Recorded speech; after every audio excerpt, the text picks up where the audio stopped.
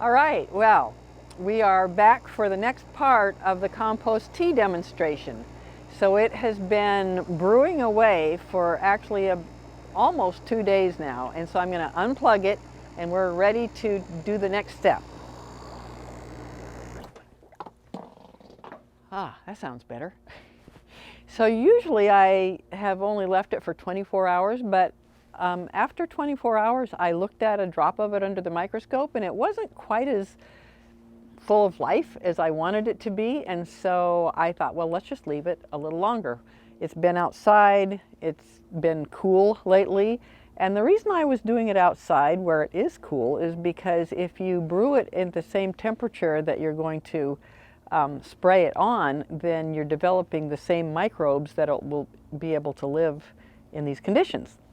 So anyway, that's why I left it longer than 24 hours.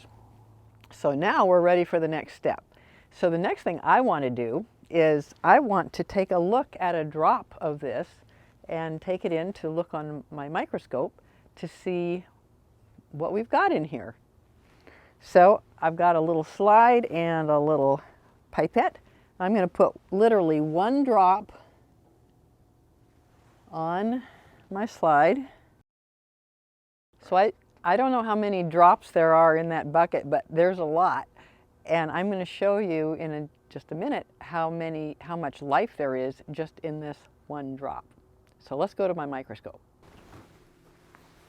I love my microscope. It shows me about this amazing invisible world. So I've got my one drop. I'm going to put my little tiny cover slip on it. And let's put it underneath here.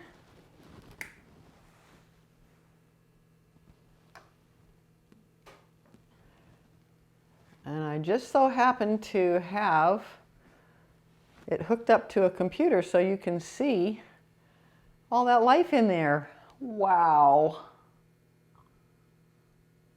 Isn't that amazing? And just to give you an idea how much life there is, there are 2,038 fields of view on this slide right now. So however much life there is in one drop, you multiply that by 2,038, and that's how much life there is in a drop. Incredible. So now we're going to take this wonderful brew and take it out and spray it on the plants. So I'm ready to start spraying this in the garden, but before I actually literally start the spraying, I have to disassemble this unit and clean it up. So the first step is I'm going to take this bag of compost out, and after I drain out the liquid here, I'm just going to put it in a bucket for now just to get it out of my way. And I'm going to take the compost out of there and distribute it into the garden. I'll just lay it on the top of the garden somewhere. So now I need to take out the rest of what's in here. I'm having a hard time getting that out.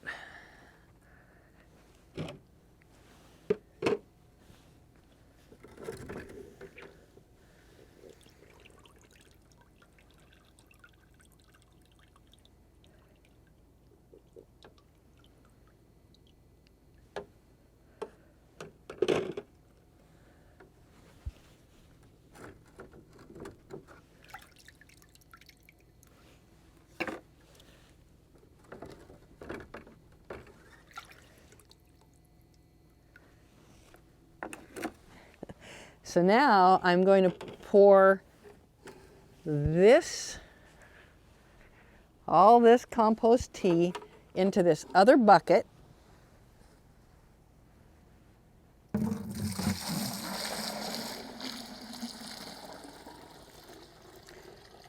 And just think how much life is in there. Isn't that amazing to think about? Now this bucket and everything that was in it, I'm going to clean it up right now before I spray the compost tea. And the reason for that is because there's biofilm on everything. And the biofilm, you know what it's like when you leave something sitting around with water in it or something and it gets kind of a slimy feeling? Well, that's biofilm. That's created from the microbes. And so we want to get that all out of there so that we start with a completely clean bucket and equipment the next time. Otherwise, that biofilm can build up. So that's actually the process that the bacteria are doing when they're multiplying rapidly like that. They're creating that biofilm. So I'm going to clean this up, and then I'll meet you in the garden so that we can spray this on. All right, so here I am outside. It's a little bit drippy today, drizzling, but not too much. I'm going to go ahead and do the spraying. So I'm going to show you two different types of sprayer. And I mean, actually you can use even just a little handheld sprayer, you know, but you wouldn't, maybe just on your houseplants. So I have two different types. This is a backpack sprayer, and you fill it up in here, and this is the kind that you carry around as opposed to carrying on your back. But they both basically do the same thing. It's just that we prefer carrying this one. Actually, Charlie normally does this, but I'm going to show you how to do it since he's working the camera.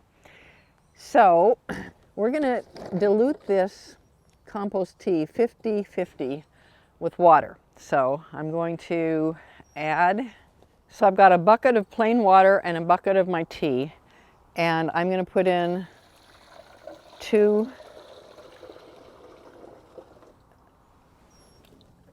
of these. This is a gallon.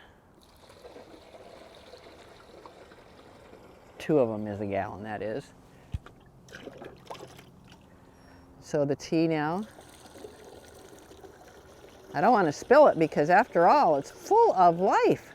Of course, if it spills on the ground, it'll just make the grass grow better. Okay, so now this will be about 2 gallons to carry around on my back.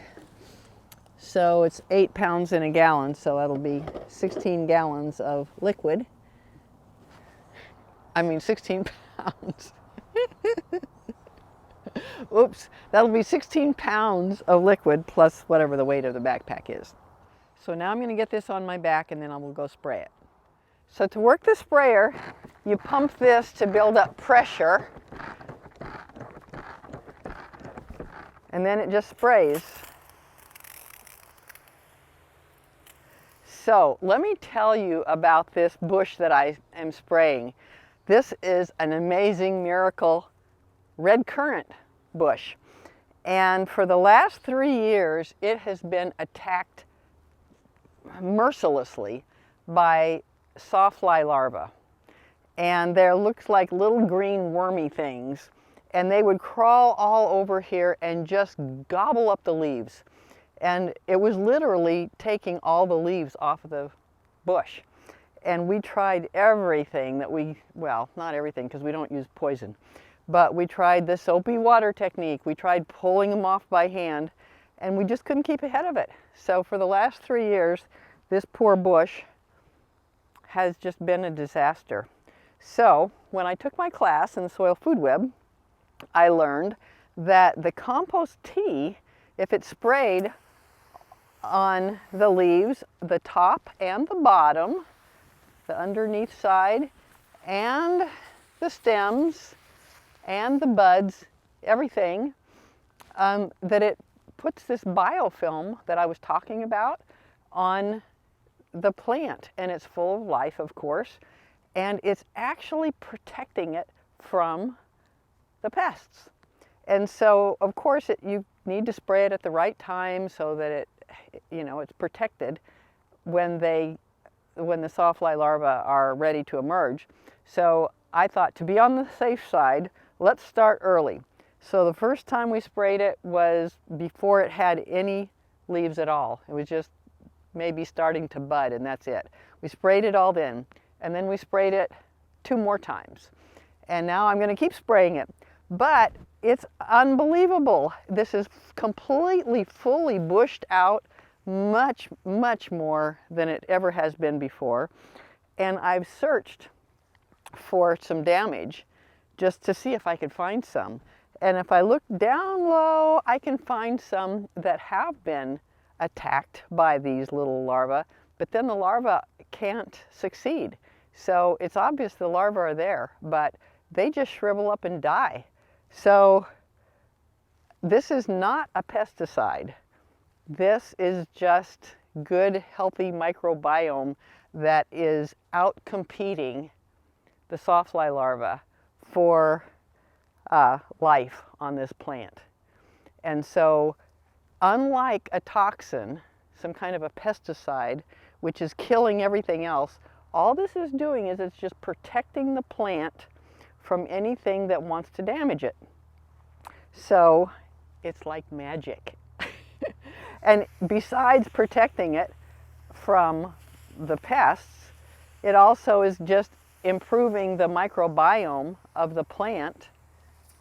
And even though we're not spraying this on the ground, you know, some of it's going to drip down, and so it's going to increase the microbes in the soil. But that's not the part we're focused on. We're focused on what's called foliar feeding here. And so it doesn't mean that pests won't approach it. It just means that they are not able to get an upper hand. So this one plant is all the proof that I need about the effectiveness of this amazing compost tea. So while I'm spraying this, I'm going to talk a little bit more about this compost tea bit. The compost tea has these glues in it that I referred to that are sticky and that stick to the leaves. Now, it does not feel sticky to my fingers, but it does make it stick to the leaves. And that's what we want, of course, out here. And you can spray it on everything else, all the shrubs, all the trees, your apple trees, all your berries, everything. But it's not ideal for putting in the ground. They call that a soil drench. The reason it's not ideal is because the stickiness of it is going to make it stay in the upper level of the soil. It's not going to, you know, percolate down deeply. It's not going to hurt anything. It just won't percolate down deeply. Now, if you have a hole in the ground, you can pour it in there. But basically, it's not the best way to get the microbes down there. There is another way to do it, though, and that is with something called a compost extract.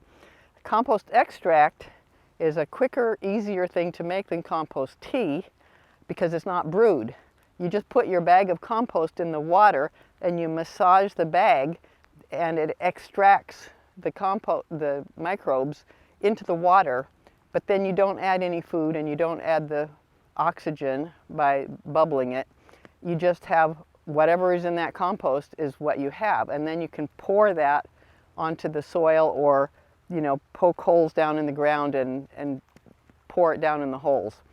But the difference is that you don't get to multiply the microbes the way you do when you're making the compost tea, because the amount of microbes on that compost is a lot less than what there is after 24 to 48 hours of reproducing every 20 minutes. So compost tea is my favorite thing, and I'm going to continue to spray this garden even though it's raining, and I hope you'll give this a try. Thanks for joining me.